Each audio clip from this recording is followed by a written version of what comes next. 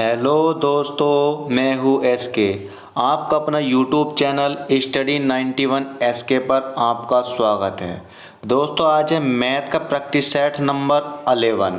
इससे पहले 10 practice set हो चुके हैं जो हमने अपने इस यूट्यूब चैनल पर अपलोड कर दिए हैं। दोस्तों, वे भी मोस्ट क्वेश्चन है इसमें, और पर्सनली आरआरबी और एनटीपीसी के लिए ही ये सेट बनाया गया हुआ है। दोस्तों, आरआरबी, एनटीपीसी या ग्रुप डी दोस्तों, ठीक है। तो हमारे चैनल को सब्सक्राइब कीजिए, बेल आइकन को ज़रूर दबाएं और दोस्तों इस वीडियो को लाइक ज़रूर कीजिए। तो दोस्तों, पहला क्वेश्चन स्टार्ट करते हैं।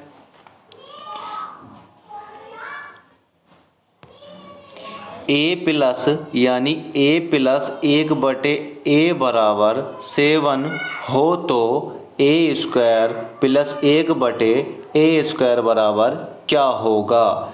देखो दोस्तों, क्वेश्चन तो आपको पता चल गया किस तरीके का बना हुआ, लेकिन हम इस क्वेश्चन को शॉर्ट तरीके से करेंगे, एकदम सिंपल। हमें कोई ज़रूरत नहीं है ज़्यादा लॉन्ग करने की। दोस्तों, अब देखो इसने क्या बोला, ए प्लस 1/a और a² प्लस 1/a² बराबर क्वेश्चन हमारे को निकालना। तो दोस्तों, इस पूरे की वैल्यू ये रखी हुई है और इस वाले पूरे की वैल्यू जब इस पे वर्ग चढ़ा हुआ तो क्या काम कर देंगे, हम दोनों ओर का वर्ग कर देंगे। दोस्तों, तो हम इस वाले वैल्यू को क्या मान लेते, इस वाले वैल्यू को p मान लेंगे, ठीक है दोस्तों।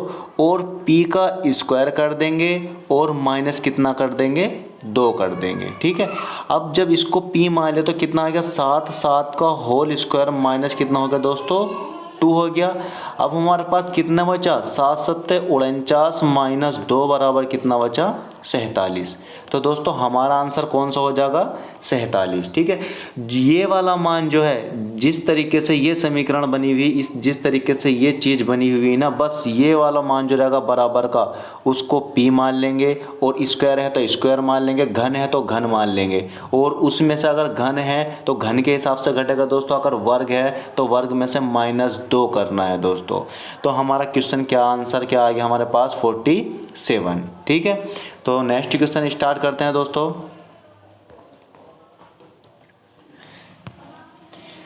किसी वर्ग के विकर्ण 16√2 सेंटीमीटर है, उसका परिमाप है। दोस्तों, किसी वर्ग के विकर्ण की बात कर रहा है, वो किसी वर्ग है, ये वाला हमारे पास ये वर्ग बन गया। और दोस्तों, इसका यहाँ से यहाँ तक विकर्ण, इसको a मान लो, b मान लिया, c मान लिया, d मान लिया। यहाँ से यहाँ तक कितना दे रखा, 16 रूट कितना दे रखा है दोस्तों, 2। तो एक बात हमेशा याद रखना, वर्ग में ये भुजा बराबर होती, ये भुजा बराबर होती, ये बराबर होती, ये भी बराबर होती, मतलब वर्ग में चारों भुजाएं इक्वल होती हैं, ठीक है। अब हमने इसकी भुजा किस तरीके से निकले, क्योंकि हमें पता नहीं भुजा हो गई, इसमें विकर्ण दे रखा, और क्या मालूम करें दोस्तों, उसका परिमाप क्या होगा। तो हम क्या काम करते दोस्तों, जो विकर्ण के सामने जो होता ना ये वाला, हमेशा ये ही मान a होता, a बराबर कितना होता, 16। मैं करके बताऊंगा, डेफिनेटली निकाल के बताऊंगा कि 16 आता कैसे है, ठीक है। बहरहाल आप सवाल समझे, यही वैल्यू a की हो गई, ठीक है। अब उसने बोला उसका परिमाप कितना होगा, परिमाप कितना होता है दोस्तों, परिमाप बराबर 4a होता। तो 4 का 4 और a की वैल्यू कितनी, 16 चौका कितना हो गया दोस्तों, 64। तो उसका वैल्यू जो निकल का है, उसका परिमाप कितना निकल का आया, 64 सेंटीमीटर। और हाँ दोस्तों, ये 16 निकल के कहाँ से आया, देखो किस तरीके से निकल का आया। अब हमारे पास विकर्ण दे रखा हुआ था ये वाला, 16 रूट कितना दे रखा, 2। इसको भी a मान लिया, इसको भी a मान लिया, इसको भी a मान लिया, इसको भी a मान लिया। तो दोस्तों, ये हमारा किस तरीके का बन गया, पाइथागोरस बन गया, यानी a² प्लस a² बराबर कितना हो गया, ये विकर्ण यानी आधार ये हो गया, लंब ये मान लिया, ये तो बराबर ही हो गए। और ये कितना दे रखा, 16√2 का होल स्क्वायर, ठीक है। एक और कितना हो गया, 2a² बराबर 16 का जब वर्ग करेंगे कितना आ गया दोस्तों, 256, ठीक है। गुणा इसका स्क्वायर से ये वाला स्क्वायर कट गया तो 2 बचा, 2 से 2 कट गया, तो दोस्तों a की वैल्यू कितनी निकल गई यहाँ से, 16। तो वो सिर्फ कहने का मतलब ये है कि जो सामने वाला रहता है वर्ग के, वो ही a की वैल्यू रहती है, बस यही सिचुएशन बनती है, ठीक है। नेक्स्ट क्वेश्चन करते हैं हम। एक परीक्षा में 60% विद्यार्थी उत्तीर्ण हुए। अनुत्तीर्ण विद्यार्थियों की संख्या 400 है। परीक्षा में बैठने वाले कुल विद्यार्थियों की संख्या ज्ञात कीजिए कि परीक्षा में कुल विद्यार्थी कितने हैं, या कह सकते हैं हम कि उस परीक्षा में कितने विद्यार्थी हैं, है ना, टोटल, या स्कूल में कितने विद्यार्थी हैं जो एग्ज़ाम में बैठे हुए हैं। दोस्तों जब उसने परसेंटेज दे दिया तो मैंने कई बार बोला है आपसे कि जब परसेंटेज दे दिया तो परसेंटेज जान है क्वेश्चन की, तो परसेंटेज से ही सवाल करना है। परसेंटेज कितना दे रखा हुआ, 60 दे रखा हुआ। 60% बेटे कितना आ गया, 100 आ गया। 20 दिया 60, 20 पंजे 100, तो कितना आ गया, 3/5। तो दोस्तों हम नीचे वालों क्या मान ले, टोटल स्टूडेंट कितने, 5, और पास कितने हुए दोस्तों, 3, तो फेल कितने हुए होंगे दोस्तों, 2। ठीक है ना, फेल कितने हुए, 2। अब विद्यार्थियों की अनुत्तीर्ण का मतलब फेल होता, तो फेल कितने हैं, 400, लेकिन हमारे कितना है, 2 निकल गए। तो किताब इसमें क्वेश्चन में कितना दे रखा, 400। तो दोस्तों इसको सही कर लेंगे, कैसे सही करेंगे, 2 से भाग करके, तो कितने गुना आ गया, 200 गुना। ठीक है ना दोस्तों। अब क्या काम कर देंगे, जो चीज़ पूछ रहे उसको उतने गुना ही निकाल देंगे। विद्यार्थियों की संख्या ज्ञात करनी, तो विद्यार्थी टोटल कितने, 5, तो 5 कितने गुना हो जाएगा, 5 के 200 गुना। तो 5 दूनी कितना हो गया दोस्तों, 10 हो गया, यानी 1000। तो हमारे जो एग्ज़ाम में स्टूडेंट बैठे थे वो कितने थे हमारे पास, 1000 स्टूडेंट। ठीक है दोस्तों। अब नेक्स्ट क्वेश्चन स्टार्ट करते हैं।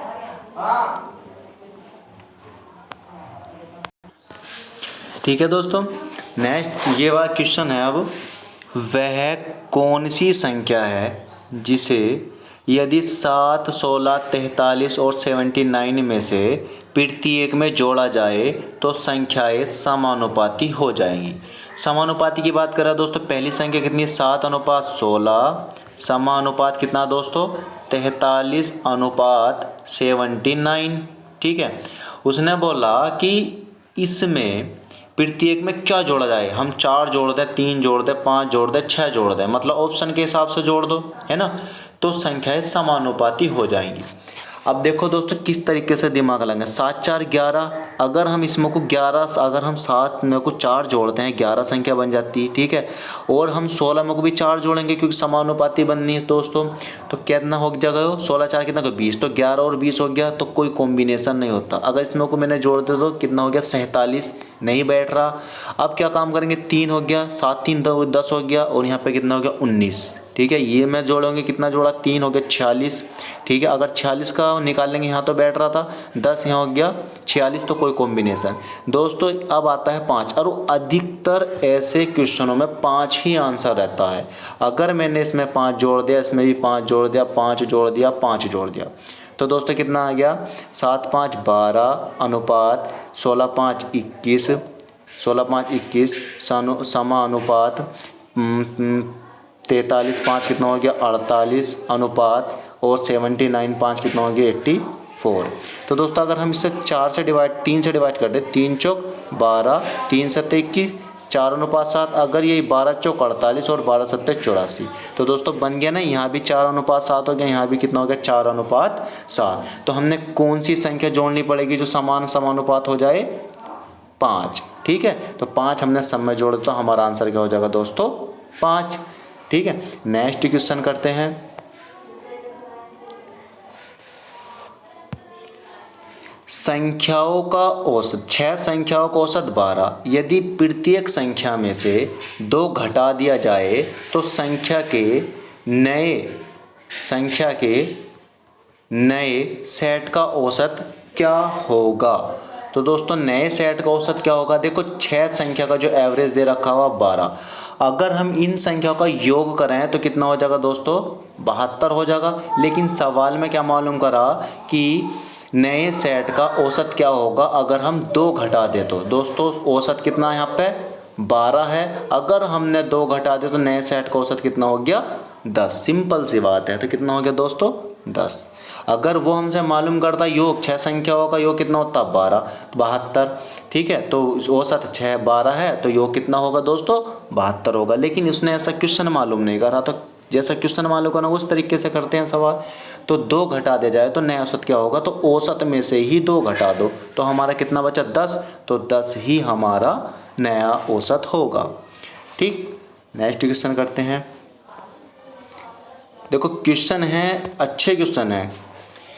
एक नाव धारा की दिशा में 150 किलोमीटर प्रति घंटा, धारा के विपरीत दिशा में 100 किलोमीटर प्रति घंटा की चाल से चलती है। नाव की औसत चाल क्या है? ठीक है दोस्तों, अब ऑप्शन तो मैं तुम्हें दिखा दूँ एक बार। 125 किलोमीटर प्रति घंटा, 250 किलोमीटर प्रति घंटा, 120 किलोमीटर प्रति घंटा, 50 किलोमीटर प्रति घंटा। ठीक है, तो अब हम सवाल करते हैं दोस्तों। सवाल हमारा ये वाला, एक नाव धारा की दिशा में 150, जब मैंने कई बार बोला है सवाल को, अगर धारा की दिशा में है तो बोर्ड हो गई प्लस धारा को क्या मान लिया, डब्लू मान लिया, कितने किलोमीटर, 150 किलोमीटर। ठीक है, धारा के विपरीत तो नाव तो है ही, आपको उधर से आ रही है धारा, तो डब्लू बराबर कितना, कितने किलोमीटर दोस्तों, यानी डब्लू यानी धारा। धारा को क्या बोलते हैं दोस्तों, वाटर ही तो बोलते। धारा वाटर मतलब पानी, पानी से प्रदर्शित करते धारा को, तो हमने यहीं पे डब्लू मान लिया, यानी वाटर। बी फॉर बोर्ड यानी नाव।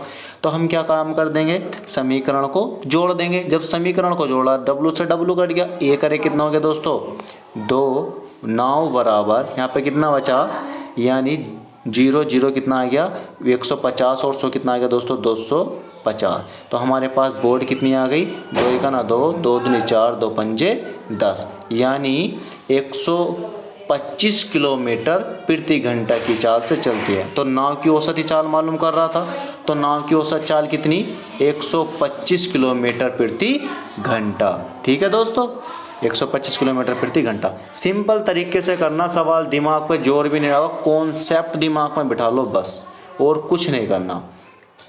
देखो नेक्स्ट सवाल ये रहा, ये भी देखो कितने प्यार से सवाल होगा। एक लंबवृत्तीय बेलन के आधार की त्रिज्या 7 सेंटीमीटर, ऊंचाई 1 सेंटीमीटर है, तो बेलन का आयतन क्या होगा? ओके, तो लंबवृत्तीय बेलन, बेलन बनाना इस तरीके से कि बेलन बन गया हमारा ये वाला। ठीक है, अब उसके आधार की त्रिज्या दोस्तों, जब बेलन होता, बेलन कैसा होता, आपके घर में टैंक रखा होगा, टैंक भी एक बेलनाकार होता, देखना गौर से। ठीक है, क्योंकि इसके नीचे का धरातल क्या रहता हमारा, गोल रहता, ऊपर का भी गोल और नीचे का भी क्या रहता हमारे पास, गोल। तो अगर हम कोई प्रकार में कोई त्रिज्या भरते हैं, तो उसने आर त्रिज्या भरी। ठीक है, तो आर बराबर कितना भरा उसने, 7 सेंटीमीटर। लेकिन वो जो बेलन है कितनी हाइट का है, 1 सेंटीमीटर ऊंचाई का है। तो अब उसने क्या बोला, तो बेलन का आयतन कितना होगा, यानी ये बेलन जो है इसके अंदर, यानी आयतन कितना होगा। तो बेलन का जो आयतन रहता है वो कितना रहता, पाई आर स्क्वायर एच रहता। पाई में दे रखा, पाई में दे रखा हो तो आंसर पाई में निकालते, नहीं दे रखा हो तो पाई की वैल्यू रख देंगे। पाई की वैल्यू कितनी, 22, 22 कितनी होती है दोस्तों, 7 गुणा, और आर की वैल्यू कितनी निकली हमारी, 7। तो आर का वर्ग है 7 का वर्ग, तो आर 7 को कितनी बार, 2 बार, गुणा हाइट कितनी दे रखी हुई, 1, तो 1 बार। ठीक है दोस्तों, 7 से 7 कट गया, 7 का ना 7, 22 7 कितना होता, 154 घन सेंटीमीटर। ठीक है दोस्तों, 154 घन सेंटीमीटर। तो बेलन का आयतन कितना होगा, 154 घन सेंटीमीटर। तो कौन सा वाला, पहला वाला हमारा करेक्ट हो गया। ठीक है ना दोस्तों, कि 154 घन सेंटीमीटर। आया समझ में दोस्तों, बिल्कुल समझ में आएगा, प्यार से समझो, समझ में जरूर आएगा पहला। और दोस्तों नेक्स्ट सवाल करते हैं। देखो ये भी कितना अच्छा सवाल है। 250 मीटर लंबी एक रेलगाड़ी एक सिग्नल पर खड़े एक व्यक्ति को 15 सेकंड में पार करती है, रेलगाड़ी की चाल बताइए। ठीक है ना, तो रेलगाड़ी की लंबाई कितनी है, 250 मीटर। ठीक है, और सिग्नल पर यानी कोई प्लेटफॉर्म है, प्लेटफॉर्म पे यानी सिग्नल पर कोई व्यक्ति खड़ा, तो वो कि उस व्यक्ति को, यानी ये व्यक्ति हो गया खड़ा हुआ, तो उस व्यक्ति को कितनी देर में पार करे दोस्तों, 15 सेकंड में पार कर रही है। ठीक है, तो जो टाइम टेबल दे रखा हुआ उसका कितना दे रखा हुआ, 15 सेकंड दे रखा हुआ। ठीक है, अब उसने बात क्या करी कि रेलगाड़ी की चाल बताइए कितनी है। क्योंकि इस आदमी से रेलगाड़ी की चाल का पता चल जाएगा, क्योंकि ये रेलगाड़ी के पास जब गुजर रही थी तो ये आदमी खड़ा था। कहाँ खड़ा था? सिग्नल पर खड़ा था। तो इसी के हिसाब से हमें चाल का पता चल जाएगा कि इस आदमी को यानी यहाँ से लगा कर यहाँ तक कितना टाइम लगा पार करने में, तो उससे उसकी चाल निकल जाएगी। ठीक है, तो हमारा क्या होता है चाल निकालने वाला, है ना? फॉर्मूला तो आपको पता होगा, चाल बराबर दूरी बेटा समय, यही वाला होता। तो चाल बराबर यानी वेग दूरी बेटे कितना होता है हमारे पास? टाइम, यानी v बराबर d बेटे t। ठीक है ना? तो अब हम किस तरीके से करेंगे कि 250 तो दे रखा हुआ हमारा रेलगाड़ी की लंबाई, कितने सेकंड में पार कर रही? 15 सेकंड में। लेकिन क्या? किलोमीटर प्रति घंटा में आंसर बताना दोस्तों। तो किलोमीटर प्रति घंटा में जब हम चेंज करेंगे तो 5 बटे कितना कर देंगे? 18। तो 18 कहाँ चला जाएगा? ऊपर चला जाएगा। ठीक है, अब काट दो। 5 से 5 का ना 5 और 5 पंजे 25, 5 0 0। 5 से फिर काट दो, 5 तिया 15 और 5 दही 50। फिर 3 से 3 का ना 3 3 छंग 18 और 6 दही कितना हो गया दोस्तों? 60। यानी 60 किलोमीटर प्रति घंटा की रफ्तार से वो ट्रेन चल रही है। यानी कितनी? 60 किलोमीटर प्रति घंटा की रफ्तार से। तो कौन सा वाला आंसर दोस्तों?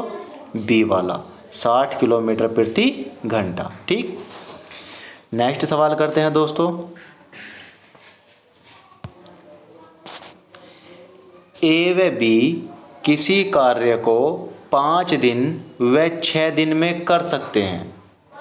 यदि इस कार्य के लिए दोनों को मिलने वाला धन 220 रुपये हो तो ए को कितनी राशि प्राप्त होगी? तो दोस्तों ए और बी की बात कर जाए क्रम से, तो ए कितने दिन में? 5 दिन में। बी कितने दिन में? 6 दिन में। टोटल कितने दिन में कर देंगे ये? इनका एलसीएम जब लेंगे टोटल काम निकल जाएगा। यानी एलसीएम लेके टोटल काम कितना हो गया इसका? यानी 6 पंजे 30 ले लो। ठीक है, कम ले लो, एलसीएम तो हमेशा कम होता है। 6 पंजे कितना हो गया? 30 हो गया। 5 से 6 30 कितनी बार गया? यानी 6 बार। 6 से 30 कितनी बार गया? 5 बार। यानी कहने का मतलब ए की एक दिन की कार्य क्षमता कितनी आ गई? 6। बी की एक दिन की कार्य क्षमता कितनी आ गई दोस्तों? 5। ठीक है, टोटल मिला के दोनों की यानी ए प्लस बी की कार्य क्षमता कितनी आ गई? 6 5 11। सिंपल सी बात है, 6 5 11। तो ये दोनों मिलके इनकी कार्य क्षमता कितनी? 11। लेकिन एक दिन में दोनों मिलके 11 काम कर रहे हैं, 11 रुपये कमा रहे। इस तरीके से मान लो तो कुल धन कितना आ रहा उनके पास? 220 रुपये आ रहा दोस्तों। तो कितने गुना पे आ रहा है? 11 दूनी 22, 11 0 0 कितने गुना पे? यानी 20 गुना पे। ठीक, अब उसने क्या मालूम करा? ए को कितनी राशि मिलेगी? जब टोटल दोनों का मिलाकर 20 गुना पा रहा और एक दिन में एक कितना काम कर रहा? 6 काम कर रहा। ठीक है, तो 20 दिन में एक दिन में 20 रुपये कमा रहा, तो 6 दिन में दोस्तों कितने रुपए कमागा? 6 दूनी 12, यानी कितने रुपए? 120 रुपये। तो हमारा कौन सा वाला ऑप्शन हो जाएगा दोस्तों? डी वाला, 120 रुपये। ठीक है, अगर वो बी की बात करता तो 20 पंजे कितना हो गया? 100 हो गया। ठीक है, 20 पंजे कितना हो गया? 100 हो गया।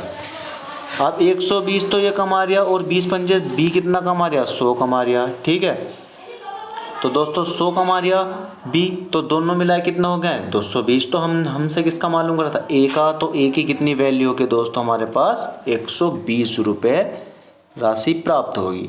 ठीक है दोस्तों, हमारे 10 बाय 10 के क्वेश्चन हो चुके हैं। देखो दोस्तों, आपकी कितनी क्वेश्चन समझ में आए हैं। हमारी वीडियो को लाइक कीजिए और हमारे चैनल को दोस्तों सब्सक्राइब कीजिए और बेल आइकन को ज़रूर दबाएं, जिससे कि हमारे वीडियो का नोटिफिकेशन आप तक पहुंचता रहे। ठीक है दोस्तों, अब मिलते हैं कल नेक्स्ट। ठीक है, बाय।